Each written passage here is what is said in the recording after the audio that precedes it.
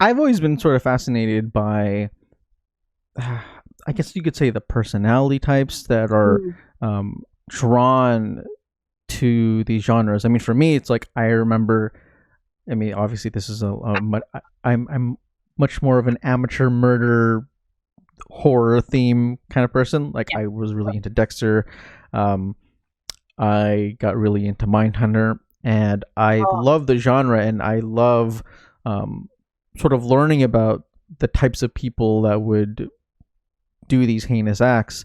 For mhm. you, like, is there I mean, it sounds so problematic to say you have a favorite. You have a favorite, My or favorite type. like, Oh, I could talk for days but like, on that. okay, so all right, so like, it do you have a favorite, or are there certain types of Honestly, either criminals or murders or whatever that spark like your interest?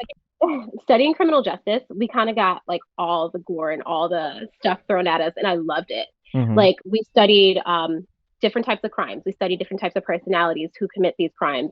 I would think, me personally, my favorite criminal would be a serial killer.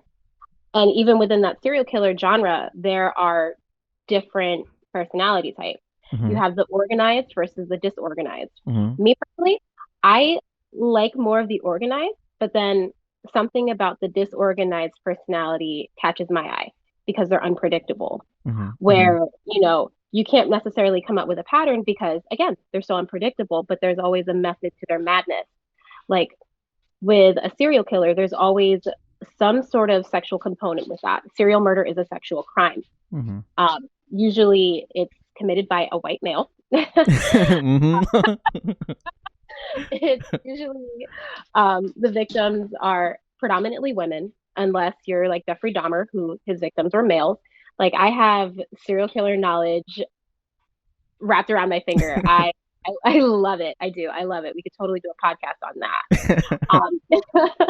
But it's just like, honestly, I like the gorier the better because you can even dive a little deeper as to why that crime was committed, what Mm-hmm. kind of weapon was used, and why that weapon was chosen. You can go into the personality type of the victim, why that victim was chosen. Mm-hmm. What component does that victim resemble in the life of the serial killer? Is it a woman? Does he have a hatred towards women? Is he obsessed with women? Mm-hmm. Is it something that he's striving to be? Um, like going back to Hannibal Lecter, which one was that? It wasn't Red Dragon. Oh, I can't think of the first one. Silence of the Lambs. Yes, that one. Mm-hmm. Where Buffalo Bill, he had a type. He liked Oh, yeah, heavier yeah, women, yeah. Mm-hmm. and he chose victims of the heavier body type because he wanted to be a woman and he wanted to make a skin out of their body. So even taking it to that extent, you kind of like pick apart and try to, I guess, create the perfect, well-rounded character. So honestly, serial killers are my bread and butter. I love them. Yeah, I remember I used to really be into that show. I don't know if you've seen it. It's called Most Evil. Oh my God, yes. That was, oh Yeah. my god, like that was like the Rolls Royce of Yeah. like the Oh my way that they God. broke it down of like, oh, it's the 23 levels of evil. Oh shit! All right, Yes. And he who's framed them. 20? Oh my gosh. Oh Yes. yeah, because that's the first time Yes. that I've really seen someone evaluate these people on a scale of like, like based off of how organized it was or disorganized it Mhm. was.